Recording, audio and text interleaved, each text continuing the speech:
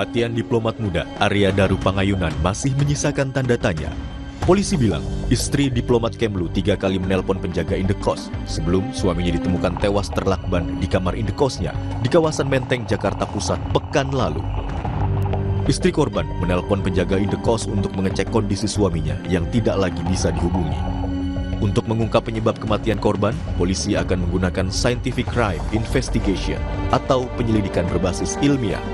Pada tanggal 8 Juli 2025 pukul 00.48 waktu Indonesia Barat, istri korban kembali menghubungi penjaga kos ke nomor handphone yang baru.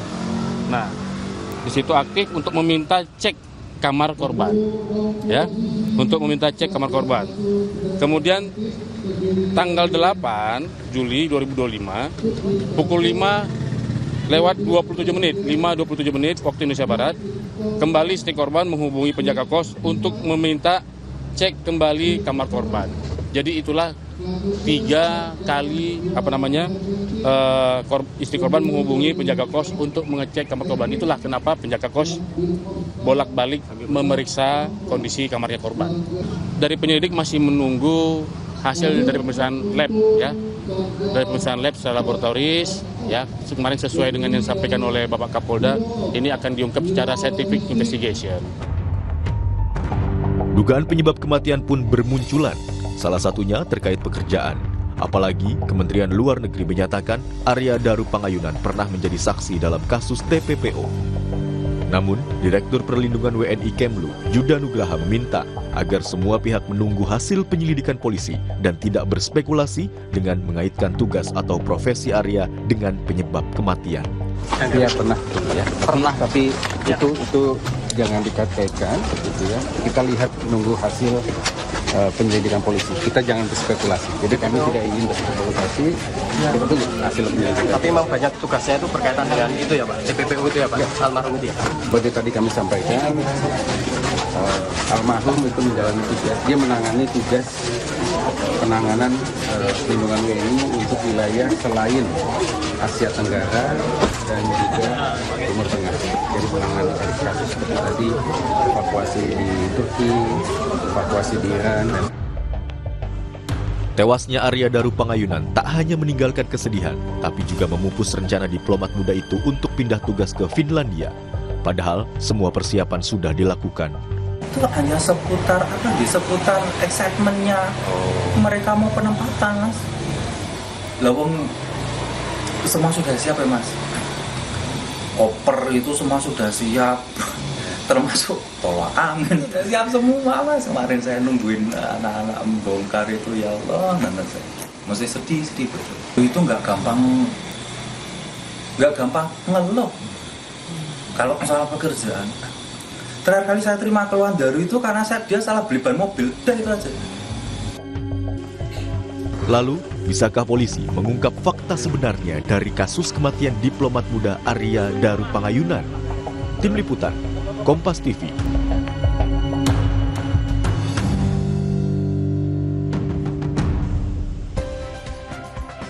Terima kasih Anda masih bersama kami dalam Sapa Indonesia Pagi. Saudara, saya Disti Larasati. Tepat 1 pekan, diplomat muda Kementerian Luar Negeri Arya Daru Pangayunan ditemukan tewas di kosannya di kawasan Menteng, Jakarta Pusat. Namun hingga kini polisi belum juga menyimpulkan penyebab kematian korban ke depan publik. Dugaan pun kemudian bermunculan, termasuk keterlibatannya sebagai saksi dalam persidangan kasus perdagangan orang atau TPPO. Kami akan membahasnya soal ini bersama dengan sejumlah narasumber yang sudah hadir melalui sambungan daring. Sudah ada Kabar Reskrim Polri 2009 hingga 2011, Komjen Purnawirawan Ito Sumardi, kemudian ada ahli psikologi forensik Ibu Reni Kusumo Wardani, kemudian ada Guru Besar Hukum Internasional Universitas Indonesia, Profesor Hikmahanto Juwana. Selamat pagi Bapak-Bapak dan juga selamat pagi Ibu Reni dengan Adisti di studio. Selamat pagi Mbak Adisti. Pagi.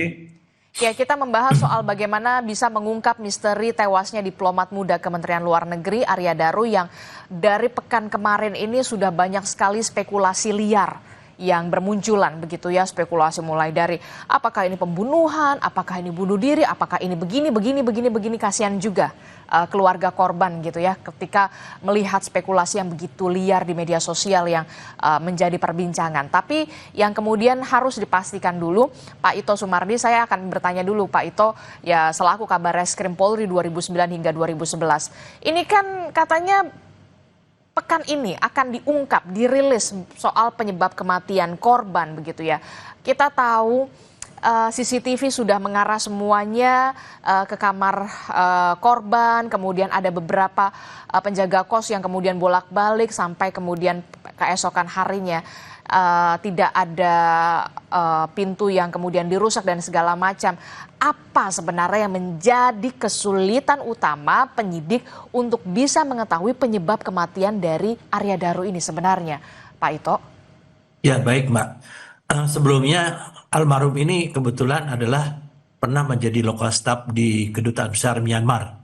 Saya di sana kebetulan 5 tahun ya menjadi duta besar, jadi sangat tahu pribadi yang bersangkutan. Kemudian dengan tidak mencampuri proses penyidikan oleh Polda Metro, saya kira ada beberapa hal yang menjadi kunci di sini yang perlu didalami dan mungkin sudah dilaksanakan oleh teman-teman. Yang pertama adalah hasil otopsi ya, karena hasil otopsi ini menentukan penyebab matinya korban ataupun waktu korban itu meninggal, perkiraan. Kemudian dari analisa CCTV, saya melihat beberapa kali ada beberapa kejanggalan menurut saya ya. Yang pertama adalah saat almarhum Arya masuk kamar setelah membuang sampah, posisi CCTV dalam keadaan blind spot, sehingga kita tidak bisa melihat apakah ada orang sudah masuk atau tidak ya. Kemudian yang kedua adalah setelah almarhum di dalam posisi CCTV baru yang bisa melihat lorong sepenuhnya, pada saat itu kan penjaga kos mengatakan dihubungi oleh istrinya. Kejanggalan dari saya kenapa dia nggak ketuk pintunya gitu, karena istrinya kan ingin untuk menanyakan ya kenapa tidak dijawab ya. Kemudian yang kedua pada saat bersama dengan pemilik kos itu masuk ingin membuka pintu dengan secara paksa, itu apakah dia mengetuk dulu pintu atau menggedor pintu ya sehingga meyakinkan bahwa di dalam itu tidak ada jawaban. Nah, ini kan langsung membuka jendela. Kalau pengalaman saya, mohon maaf mungkin ya ini spekulasi saya berdasarkan pengalaman. Saya juga pernah mengalami satu kasus serupa di hotel ya. Di mana kunci di dalam dan korban di dalam tidak ada siapa-siapa. Karena kalau sistem kunci yang elektronik itu sangat mudah. Kalau misalnya di dalam posisi ditutup ya, di dalam dikunci kemudian kita tutup, maka akibatnya adalah pintu itu terkunci dari dalam. Kan ini pintunya pakai elektronik ya. Nah, sehingga hal-hal ini yang mungkin menurut saya perlu didalami adalah alibi ya. Kemudian latar belakang dari penjaga kos itu siapa ya. Kemudian juga digital forensik yang menyangkut masalah HP ya, HP. Jadi kapan istrinya menelpon, kemudian mengapa yang bersangkutan atau penjaga ini hanya melongok saja, tidak mengetuk ya. Kemudian antara istrinya menelpon dengan perkiraan waktu kematian dari korban itu kira-kira jam berapa gitu. Jadi ada hal-hal yang mungkin perlu dilakukan pendalaman ya. Demikian Mbak. Harus ada yang perlu didalami lagi dengan tadi Anda sebutkan salah satunya soal kejanggalan CCTV, soal blind spot juga yang tadi Anda sebutkan, kemudian soal latar belakang juga, termasuk soal mengapa kemudian itu juga menjadi pertanyaan saya ketika seorang istri menghubungi penjaga kos untuk memastikan suami saya ada di dalam kamar atau tidak, kenapa tidak diketuk, itu yang kemudian juga menjadi pertanyaan saya sebenarnya, sesimpel itu sebenarnya Pak Ito. Tapi yang kemudian menarik adalah Anda sempat mengatakan Anda cukup mengenal almarhum Arya Daru karena sempat bertugas sama-sama menangani kasus Myanmar. Nah, ini yang kemudian menjadi latar belakang juga, jadi banyak juga spekulasi-spekulasi yang bermunculan. Termasuk juga perlu, saya juga yakin penyidik juga tengah mendalami soal bagaimana laptop, apakah ada dokumen rahasia yang saat ini dipegang oleh almarhum atau yang bersangkutan begitu. Apakah ini juga terus didalami dari penyelidikan ini? Iya. Pasti Mbak, kan penyidik ini pasti akan mendalami dari berbagai aspek ya, termasuk daripada tugas yang bersangkutan. Yang bersangkutan itu pada saat kami di Myanmar, itu baru mendapatkan promosi untuk mengikuti pendidikan untuk diplomat ya. Tadinya adalah sebagai lokal staf biasa. Kemudian yang kedua, saya pun pernah menangani ya beberapa kali kasus TPPO ya, TPPO. Nah, saya kira mungkin kalau terlalu jauh kalau kita mengatakan ada ancaman, tapi ini tidak menutup kemungkinan juga. Oke. Kalau memang kita terlibat langsung misalnya dalam penyelidikan ya bersama-sama dengan kepolisian kan ada untuk TPPO-nya. Kemudian juga mungkin kalau menyangkut jaringan kita nggak tahu ya. Tapi bagi saya kita sekarang harus mendalami di sekitar TKP saja. Jadi satu tadi posisi CCTV, kemudian yang kedua alasan kenapa orang ini yang dititipkan oleh istrinya untuk ditanyakan kenapa tidak mengetuk pintu ya. Kemudian blind spot ya. Kalau memang betul blind spot itu, kalau logika saya, kalau memang ada orang ingin melakukan kejahatan, dia bisa masuk dulu pada saat Daru ini almarhum membuang sampah misalnya kan. Kalau sudah di dalam, misalnya ini terjadi sesuatu pembunuhan, bisa saja dia keluar menutup pintu dan otomatis terkunci di dalam. Tapi ada kemungkinan lain yang tadi disampaikan, tidak menutup kemungkinan lain. Apakah yang bersangkutan ini memang sengaja suicide ya atau bunuh diri? Tentunya ini harus didalami oleh Ibu Reni ya untuk masalah psikologi forensik ya. Kita harus lihat latar belakang psikologi yang bersangkutan juga, dan juga didalami dari laptop dari komunikasi ya, aliran komunikasi selama ini dengan siapa saja. Ini saya sangat yakin bahwa teman-teman dari Cybercrime Polda Metro mereka juga bekerja keras. Mudah-mudahan kita bisa mendapatkan kesimpulan dalam waktu dekat. Demikian, Pak. Oke, ini perlu didalami karena banyak juga spekulasi liar yang kemudian bermunculan di media sosial. Tapi yang kemudian menjadi pertanyaan saya adalah sesulit apa kemudian kasus ini bisa diungkap oleh penyidik polisi? Ya, karena kalau di dalam pengungkapan satu kasus dikenal dengan teori segitiga pembuktian, Mbak ya. Oke. Kasus yang mudah itu, kalau ada korban, kalau ada tersangka, ada barang bukti, selesai itu. Tetapi kalau hanya korban, kemudian tersangka juga belum jelas, kemudian barang bukti juga tidak ada. Nah, ini sangat memerlukan adanya satu penyelidikan atau pengungkapan dengan menggunakan pendekatan ilmiah atau scientific crime investigation yang dilakukan sekarang. Itu saja bedanya, Mbak. Oke. Saya ke Bu Reni. Bu Reni, kalau melihat dari sisi psikologi forensik begitu ya, sebelum akhirnya ditemukan tewas keesokan paginya, kemudian sang istri merasa kok rasa-rasanya tidak seperti biasanya sampai seorang istri ini bisa dikatakan menelpon 3 kali sesuai dengan ungkapan dari polisi begitu, menelpon 3 kali kepada penjaga kos untuk memastikan sang suami berada di dalam kamarnya dalam keadaan aman begitu. Tapi kemudian yang jadi pertanyaan adalah mengapa penjaga kos hanya mondar-mandir begitu ya, tidak mengetuk untuk memastikan. Ini yang kemudian harus didalami lagi soal ini. Dari kacamata Anda, Bu Reni, apa yang bisa Anda utarakan dari ini? Bu Reni, maaf belum dibuka audionya. Oh, maaf. Oke, ya. Silakan.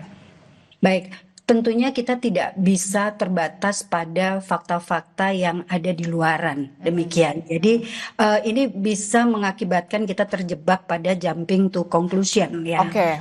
Dalam perspektif psikologi forensik, sekalipun misalnya dipastikan bahwa ini adalah bunuh diri atau ini adalah pembunuhan, tentu perlu dilihat latar belakang atau motivasi seseorang, hingga kalau dia bunuh diri, kenapa kok dia melakukan bunuh diri? Kalau ini pembunuhan, kenapa kok dia sampai melakukan tindakan atau dibunuh begitu ya. Dan kemudian di sini perlu dilakukan penyelidikan lebih lanjut untuk menentukan psychological cause of death dan psychological manner of death-nya, untuk memahami aspek psikologis yang terkait dengan kematian korban.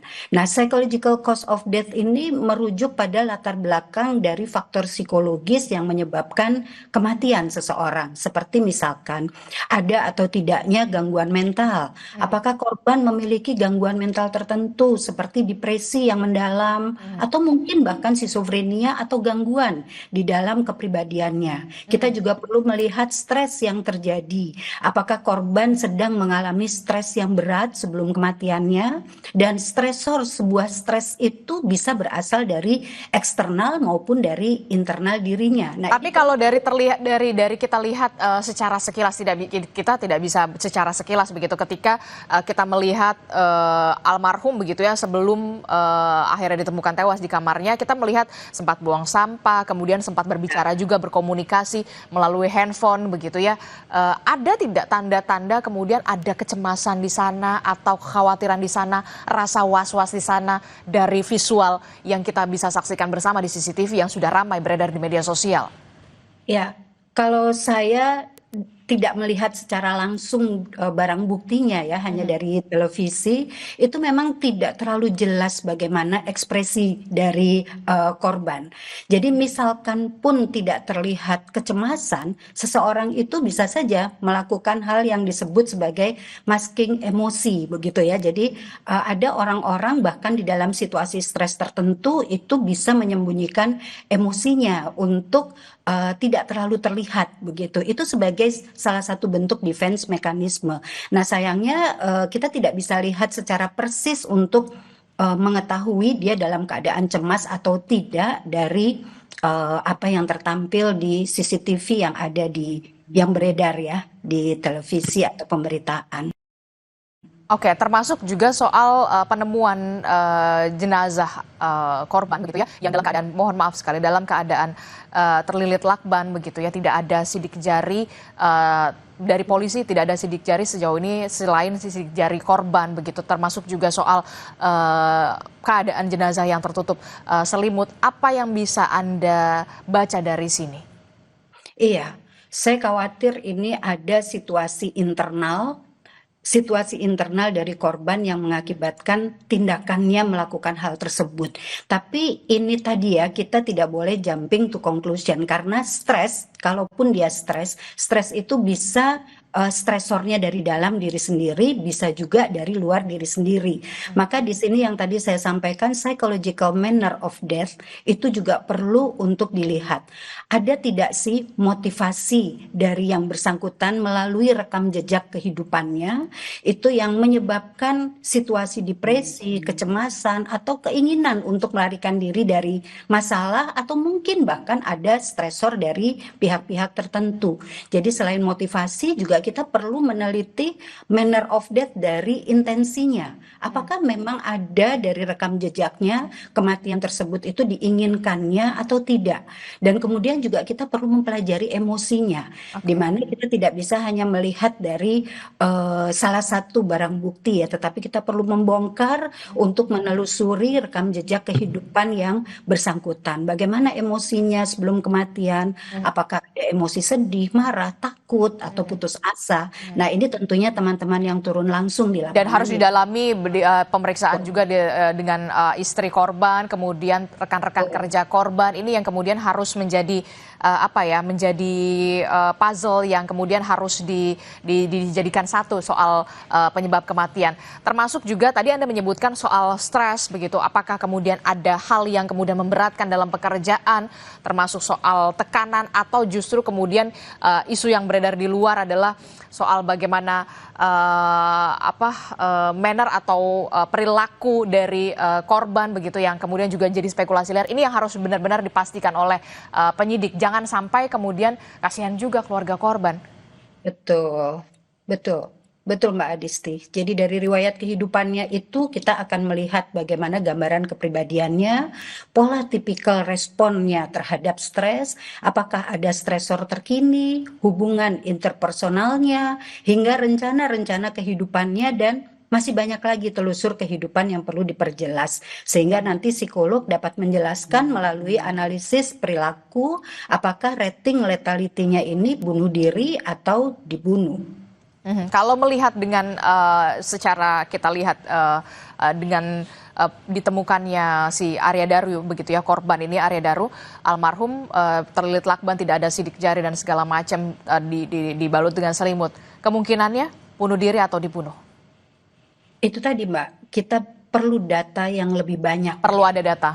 Ya betul, tidak cukup hanya dari sedikit fakta seperti itu untuk membuat satu simpulan. Ini yang tadi saya sebutkan bahwa kita tidak boleh terlalu terburu-buru berspekulasi, jumping to conclusion ya, lompat pada simpulan hanya dari fakta-fakta yang sedikit. Oke, saya ke Prof. Hikmahanto. Prof, ini kalau kita lihat ya, korban Arya Daru merupakan diplomat muda Kementerian Luar Negeri, dan tadi juga Pak Ito mengatakan sempat juga bertugas bareng begitu ya di Myanmar soal TPPO begitu ya, menangani soal TPPO. Nah, seorang diplomat Kementerian Luar Negeri begitu ya, diplomat muda, apa yang kemudian menjadi tantangan tersendiri untuk kemudian bisa mengungkap suatu kasus begitu ya, seorang diplomat, termasuk juga apakah juga tengah ada dokumen-dokumen rahasia atau seperti apa sebenarnya kalau kita melihat soal dari latar belakang pekerjaan? Ya, kalau kita lihat dari latar belakang pekerjaan, biasanya apakah yang bersangkutan di perwakilan ataupun di Kementerian Luar Negeri, khususnya di Direktorat Perlindungan Warga Negara Indonesia, itu mereka-mereka yang sebenarnya diplomat yang tidak pada umumnya. Karena diplomat seperti ini adalah diplomat yang punya passion, ya, passionnya itu adalah kemanusiaan. Mereka bertugas melakukan penyelamatan terhadap nyawa. Ya, kita tahu bahwa kalau misalnya ada isu TPPO begitu ya, yang ingin diselamatkan bukan pengungkapan apa yang terjadi terhadap TPPO dan lain sebagainya, tapi bagaimana menyelamatkan manusia-manusia warga negara Indonesia yang menjadi korban dari TPPO ini. Demikian juga yang bersangkutan terakhir melakukan evakuasi terhadap warga negara kita di Iran. Itu sekali lagi ini adalah masalah kemanusiaan. Nah, tentu beliau pasti, saya yakin bahwa dari sisi kemanusiaan beliau tahu betapa nyawa itu sangat berarti ya. Jadi seperti inilah memang tugas dari seorang diplomat yang bertugas untuk melakukan perlindungan terhadap warga negara Indonesia. Dan kalau kita lihat bahwa posting beliau yang bersangkutan ini kan akan ke Finlandia ya. Finlandia boleh dikata tidak terlalu banyak masalah perlindungan terhadap warga negara Indonesia. Mungkin dari pimpinannya merasa bahwa dengan beliau bekerja secara all out dalam melindungi warga negara kita, melihat dari sisi kemanusiaan, lalu diberi semacam reward untuk ditempatkan di wilayah yang relatif tidak terlalu banyak memikirkan mengenai masalah keselamatan manusia seperti itu. Oke, rencananya almarhum juga akan ditugaskan ke Finlandia setelah sebelumnya sempat ditugaskan juga soal perlindungan warga negara kita di Iran, termasuk juga di Myanmar. Ini yang kemudian menjadi sorotan tajam begitu ya dari berbagai pihak. Pernah menangani kasus TPPO di Myanmar. Ini kemudian juga ada dikait-kaitkan jadinya, Prof. Hikmahanto. Nah, ada tidak tantangan terbesar yang harus dihadapi seorang diplomat ketika kemudian tengah menyelamatkan, dalam tanda kutip tadi Anda katakan, melindungi warga negara Indonesia kita, soal di Myanmar salah satunya, bahkan beliau almarhum menjadi saksi kala itu? Ya, kalau tantangan, tentu tantangan di negara di mana warga negara kita menjadi korban ya, tidak di Indonesia tentunya. Jadi tantangan di sanalah yang menjadi hal yang harus diatasi. Bagaimana menyelamatkan warga negara kita di luar negeri, ya mungkin juga tidak kondusif penyelamatannya, berlika-liku, ya bahkan juga harus mungkin berhubungan dengan warga setempat dan lain sebagainya. Jadi segala sesuatu itu terjadinya di luar negeri. Nah, kalau misalnya tadi dikatakan bersaksi, ya tentu seorang saksi itu kan adalah yang melihat langsung, mendengar mungkin begitu. Jadi dipanggil untuk memberikan kesaksiannya gitu ya. Saya tidak tahu apakah itu nantinya akan berdampak pada keselamatan yang bersangkutan. Bisa saja sih memang saksi ini dipanggil di Indonesia untuk menyampaikan apa yang dia lihat, dia dengar sendiri begitu. Nah, tapi sekali lagi tugas sebagai seorang diplomat itu yang berkaitan dengan masalah perlindungan itu adalah yang pasti adalah sisi kemanusiaan, ingin menyelamatkan setiap manusia warga negara Indonesia seperti itu. Prof, ini kan tadi Bu Reni sempat mengatakan soal stres, ini juga harus didalami begitu ya. Apakah yang bersangkutan dalam hal ini adalah korban Arya Daru juga sempat mengalami stres atau seperti apa penyebabnya. Nah, ada tidak kemungkinan atau tekanan dari pekerjaan sebagai seorang diplomat ini kemudian sampai harus menyebabkan Arya Daru kemudian mengakhiri nyawanya begitu ya? Walaupun kita tahu ini masih banyak spekulasi, masih ada berbagai macam spekulasi di luar sana. Ya, sebaiknya memang kita tunggu kalau misalnya berkaitan dengan almarhum ya. Karena menurut saya tidak pantas juga kalau saya memberikan spekulasi, menambah spekulasi.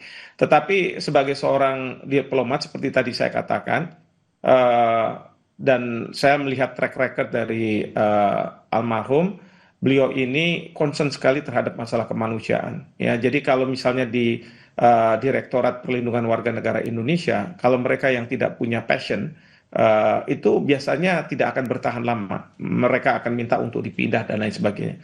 Tapi saya melihat bahwa almarhum beliau pernah bertugas di Myanmar, kemudian juga melakukan banyak kegiatan perlindungan. Kalau saya tidak salah juga di penempatan lain juga seperti itu.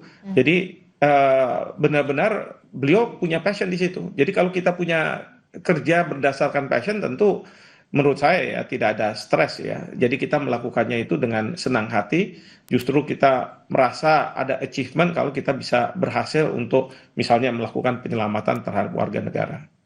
Oke, baik. Nanti kita juga akan membahasnya soal bagaimana polisi bisa mengungkap penyebab kematian dari Arya Daru ini, karena kita tahu ini cukup mendapatkan atensi dari publik ya Pak Ito ya. Kita berharap polisi segera merilis kasus ini di pekan hari ini begitu ya. Tapi kita akan jeda dulu, usai jeda kami akan kembali. Tetaplah bersama kami di Sapa Indonesia Pagi. Terima kasih Anda masih bersama kami dalam Sapa Indonesia Pagi. Saudara, kita masih membahas soal bagaimana mengungkap misteri kematian dari diplomat muda Kementerian Luar Negeri Arya Daru yang ditemukan tewas di kamar indekosnya. Dan polisi sendiri menargetkan akan merilis soal penyebab kematian korban ini di pekan ini. Kita masih membahasnya bersama dengan Pak Ito Sumardi, kemudian ada Prof. Hikmahanto Juwana, kemudian juga ada Bu Reni. Saya ke Pak Ito. Pak Ito, ini harus didalami oleh penyidik begitu ya, karena banyak sekali isu liar yang kemudian harus dibuktikan tentu saja soal bagaimana soal ada tidaknya soal kasus pembunuhan atau bunuh diri atau bahkan soal penyimpangan. Ini yang kemudian sebenarnya saya tidak mau terlalu mendalami soal itu karena menghargai perasaan dari keluarga korban pastinya Pak Ito. Tapi yang kemudian harus diselidiki adalah dokumen apa yang kemudian tengah dipegang oleh Arya Daru, termasuk soal laptop yang saat ini juga sudah diselidiki oleh penyidik, termasuk juga komunikasi terakhir bersama sang istri. Inilah yang kemudian harus sebenarnya digali dan diungkap. Ya, baik Mbak. Pertama, mungkin perlu saya luruskan bahwa almarhum adalah local staff dulu di KBRI Myanmar. Local staff. Dan mendapatkan promosi untuk sekolah diplomat. Dan kalau tidak salah menjadi saksi di kasus di Jepang ya, TPPO di Jepang. Nah, kalau pertanyaan tadi kita melihat dari dua perspektif ya. Yang satu perspektif kalau memang betul adanya ancaman. Ini pasti sudah menjadi masukan bagi para penyidik ya, dengan mematikan GPS, kemudian juga emailnya ditutup dan lain sebagainya. Nah, ini tentunya perlu didalami kapan, kemudian apakah ini sangat dekat dengan waktu kejadian pembunuhan, dan ini juga perlu nanti didalami kepada istri yang bersangkutan ya. Nah, dan kalau untuk masalah perspektif psikologinya, ini tentunya Ibu Reni yang lebih tepat untuk menjelaskan. Tapi kalau dari perspektif ancaman terhadap yang bersangkutan, saya bisa saja oleh karena itu di sini sangat penting untuk menelusuri jejak pembicaraan ya, jejak digital pembicaraan yang bersangkutan, baik melalui handphone ataupun melalui email ya, ataupun fasilitas lain yang bisa berkomunikasi dengan yang bersangkutan. Ini sangat penting ya. Mungkin kita ambil beberapa waktu yang agak jauh, 1 bulan atau bagaimana, dan kepada teman-teman almarhum juga tentunya perlu ada satu keterangan ya, permintaan keterangan bagaimana pribadi almarhum menjelang terjadinya kasus tersebut. Nah ini kalau dari perspektif untuk pengungkapan kasus dari kepolisian demikian, Pak. Oke. Kalau kita melihat dari yang sudah beredar di media sosial dari mulai CCTV, kemudian penemuan jenazah begitu, ini mengarah ke pembunuhan kah? Kalau mengarah pembunuhan kah ini cukup rapih begitu ya, cukup bersih, cukup clear, atau kemudian bunuh diri? Ya, berbagai isu yang muncul di publik itu menurut saya oleh penyidik itu juga dijadikan petunjuk, Pak. Karena kan kita lebih wide ya, lebih luas, komprehensif melihatnya. Penyidik juga tentunya juga memerlukan satu masukan-masukan ya untuk bisa dia lakukan penyidikan di lapangan. Kalau untuk menentukan apakah ini pembunuhan atau bunuh diri, saya kira ini memang saat ini mungkin beberapa kesimpulan sudah mengerucut yang nanti akan disampaikan mungkin oleh Polda Metro Jaya dalam waktu dekat. Dan mudah-mudahan apa yang disampaikan ini betul-betul bisa didukung oleh suatu hasil yang betul-betul saintifik sehingga tidak ada lagi hal ini dispekulasikan di masyarakat atau mungkin dianggap polisi ini tidak serius, padahal polisi untuk masalah ini betul-betul harus sangat hati-hati dan harus betul-betul cermat ya, membaca semua masukan daripada info. Saya juga sering berkomunikasi dengan Pak Ade ya, Kabid Humas Polda Metro Jaya, dan beliau juga akan menyampaikan kepada penyidik itu perspektif dari saya yang mungkin kebetulan saya punya pengalaman selama cukup lama di penyidikan dan pernah menangani kasus serupa di dua tempat saya bertugas, dan alhamdulillah kita bisa mengungkap apa yang terjadi, kemudian pelakunya juga bisa ditangkap, dan juga ada satu kasus yang memang kasus bunuh diri ya. Saya kira mungkin pengalaman saya ini bisa disampaikan kepada adik-adik yang sedang bertugas, dan mudah-mudahan mereka pun juga akan menindaklanjuti ya dengan berbagai uji coba di lapangannya, uji coba baik dalam segi forensik ataupun dalam interview dan lain sebagainya. Demikian, Pak. Oke, saya ke Bu Reni. Bu Reni, ini yang kemudian harus benar-benar didalami begitu ya, komunikasi atau jejak digital yang dilakukan Arya Daru bersama istrinya, sampai seorang istri merasa khawatir sampai 3 kali menelpon penjaga kos begitu ya untuk bisa memastikan sang suami ini dalam keadaan tidak apa-apa di dalam kamar indekosnya. Ini yang kemudian harus didalami. Nah, rasa khawatir ini apa yang harus digali sebenarnya dari sang istri sampai menelpon 3 kali di kamar indekos yang setiap hari Arya Daru ini tidur begitu ya, berkegiatan begitu. Ini agak sedikit janggal kalau menurut saya. Iya, janggal atau tidak itu kan tentunya kita perlu mendalami ya. Di sini misalkan apakah biasanya komunikasi itu seperti apa?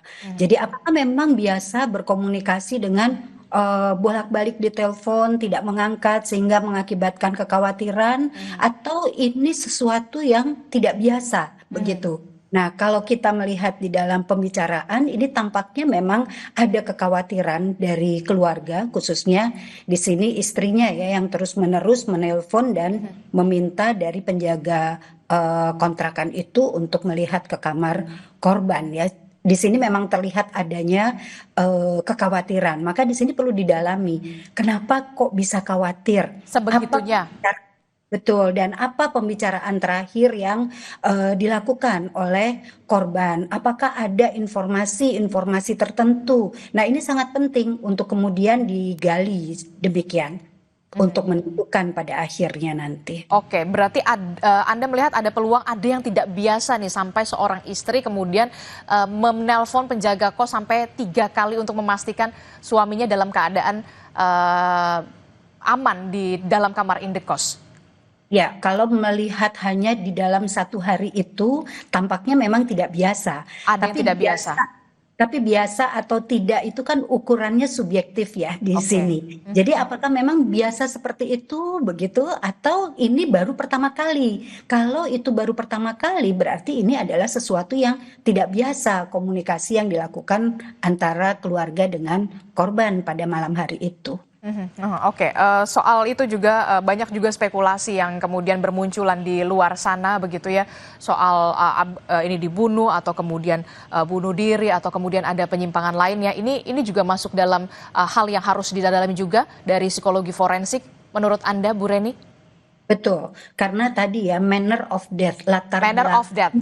betul, latar belakang cara kematian dan latar belakang dari keputusan-keputusan, apa motivasinya, apa intensinya, apakah ada situasi psikologis lain yang tidak biasa, itu semuanya didalami di dalam proses otopsi psikologi. Jadi proses otopsi psikologis itu sebetulnya semua dugaan diangkat menjadi hipotesis yang kemudian perlu digali melalui tempat kejadian. Kita juga perlu melihat TKP-nya seperti apa, barang-barang korban seperti apa, apakah ada bukti tentang berbagai aktivitas di dalamnya, termasuk misalkan aktivitas keseharian atau aktivitas khusus yang dilakukannya gitu ya. Jadi wawancara dengan saksi, orang-orang yang terkait dan betul-betul mengenal korban tentang kemungkinan apakah ada bukti-bukti perilaku yang mengarah pada dugaan-dugaan yang tadi dihipotesiskan. Jadi setelah itu pun data-data terkumpul masih akan ada pembuktian melalui analisis ilmiah, analisis konseptual terhadap telusur rekam jejak hidup dan berbagai barang-barang miliknya tadi, termasuk jejak digital yang ditinggalkannya. Berapa lama Bu untuk bisa kemudian memperoleh hasil ini dari otopsi psikologi? Ya, sebetulnya kami sebagai psikolog itu tentunya inginnya semuanya bisa cepat. Betul. Namun kadang di lapangan itu hambatannya misalnya keluarga belum bisa secara lepas Terbuka. menyampaikan, ya betul, belum tentu, bukan hanya terbuka, tetapi mungkin masih di dalam kedukaan yang mendalam sehingga kita perlu hati-hati pelan-pelan. Nah, ini juga mempengaruhi bagaimana waktu kami melakukan otopsi psikologis ini bisa cepat atau bisa lebih lambat seperti itu. Tapi kalau inginnya tentunya ingin cepat. Nah, ada satu satu moto di dalam pekerjaan kami melakukan otopsi psikologis itu sebetulnya kita bukan bekerja cepat, tetapi kita bekerja tepat seperti itu. Bukan bekerja cepat tapi kemudian bekerja tepat begitu ya. Iya. Ini menjadi tantangan, kemudian tidak hanya soal keterbukaan dari pihak keluarga, tapi juga suasana duka yang sampai saat ini masih dirasakan pastinya oleh keluarga. Inilah yang kemudian menjadi tantangan tersendiri untuk otopsi psikologi di sana ya, Bu Reni ya. Oke, saya ke Prof. Hikmahanto. Prof. Hikmahanto, apa sih sebenarnya bahaya yang kemudian ada di depan mata untuk bisa sampai mengancam keselamatan seorang diplomat? Ya, yang pasti gini, seorang diplomat itu kan bukan human rights defender ya. Human rights defender itu biasanya sering berhadapan dengan pemerintah, bahkan juga berhadapan dengan berbagai pihak begitu ya. Tentu dia punya kerentanan. Tapi kalau sebagai seorang diplomat, sebenarnya tidak ada tanda kutip ya ancaman-ancaman dari negara lain, terutama karena ya mereka memegang paspor diplomatik, lalu kemudian mereka juga tidak bersentuhan dengan pihak-pihak yang dianggap sebagai punya potensi untuk mengancam jiwa mereka. Bahkan juga di Indonesia, terutama sekali yang tadi saya katakan, kalau kita bicara tentang perlindungan warga negara, itu kalau misalnya mereka yang tidak punya rasa kemanusiaan yang tinggi itu tidak akan bertahan lama, karena biasanya memang kalau jadi diplomat mungkin inginnya seperti yang dibayangkan James Bond gitu ya, kira-kira bekerjanya di negara-negara yang maju dan lain sebagainya. Tapi untuk mereka-mereka yang di perlindungan ini berbeda, ini sangat-sangat unik dan mereka sangat paham situasi dan mereka tidak mungkin ya mempunyai musuh di luar negeri, karena kalau mereka mempunyai musuh itu akan menghambat pekerjaan mereka. Justru mereka harus berteman dan dengan pertemanan itu mereka akan bisa mengevakuasi warga negara kita yang punya masalah di luar negeri. Jadi seperti itu. Oke, saya ke Pak Ito. Pak Ito terakhir, Pak Ito, apa yang harus dicermati dari para penyidik untuk bisa menangani atau mengungkap kasus ini seperti Bu Reni dan kawan-kawan begitu soal otopsi psikologi, tidak hanya soal kecepatan tapi juga soal ketepatan. Ya, baik Mbak, karena saat ini kan yang dilakukan adalah penyidikan secara saintifik ya, sehingga di sini yang saya dengar teman-teman itu sudah menggunakan ahli-ahli forensik termasuk psikologi forensik dan tentunya dalam proses pengungkapannya bekerja secara simultan.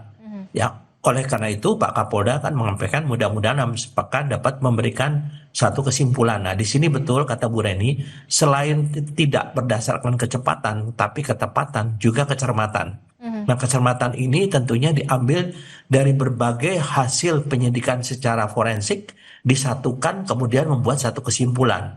Sehingga saya setuju dengan Pak Yuda tadi, kebetulan teman saya Pak Direktur Perlindungan Warga Negara, kita jangan berspekulasi dulu. Betul. Namun kalaupun ada hal-hal yang disampaikan dengan kecurigaan-kecurigaan, tentunya kita harapkan bahwa teman-teman penyidik dapat juga menjadi satu petunjuk. Sehingga lebih lengkap daripada yang tadi disampaikan oleh Mbak, misalnya kenapa yang bersangkutan tidak mengetuk pintu.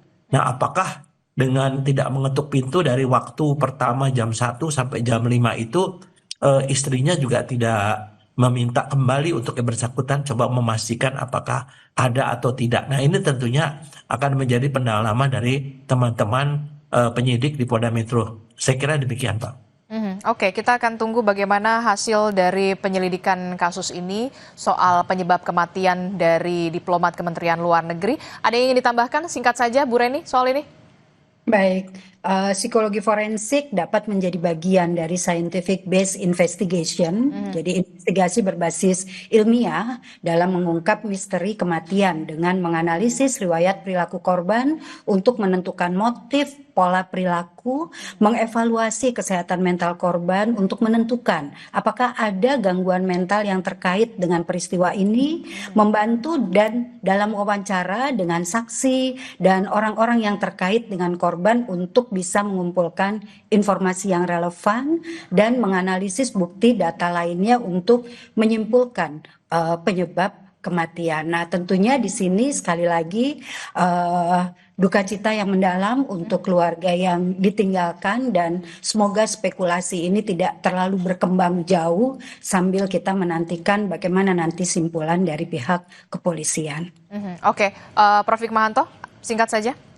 Ya, kita tunggu sajalah. Ya, jadi kita tunggu saja. Segala sesuatu harus pihak yang memiliki kewenangan dan pihak yang memiliki kewenangan yang bisa berada di tengah-tengah lapangan. Kalau kita-kita ini publik tidak mungkin. Dan saya sebagai orang hukum biasanya mengatakan kalau kita berpatokan pada satu fakta kurang cukup. Jadi semua fakta harus dikumpulkan dan berbagai bukti harus ada. Dan inilah yang merupakan kewenangan dari pihak kepolisian. Saya rasa kita tunggu saja. Oke, kita tunggu bagaimana polisi ini bisa mengungkap dari misteri tewasnya diplomat muda Kementerian Luar Negeri untuk juga bisa memberikan kepastian penyebab kematian ini juga terhadap publik, tidak hanya terhadap publik tapi kepada keluarga korban yang saat ini kita tahu masih sangat berduka. Terima kasih Pak Ito telah bergabung bersama kami, Bu Reni terima kasih, Prof. Hikmahanto Juwana juga terima kasih. Assalamualaikum, selamat pagi Bapak-Bapak dan juga Ibu. Waalaikumsalam warahmatullahi wabarakatuh. Waalaikumsalam warahmatullahi wabarakatuh.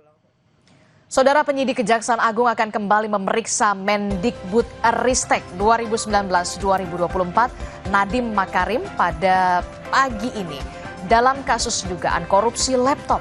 Informasi selengkapnya hadir sesaat lagi.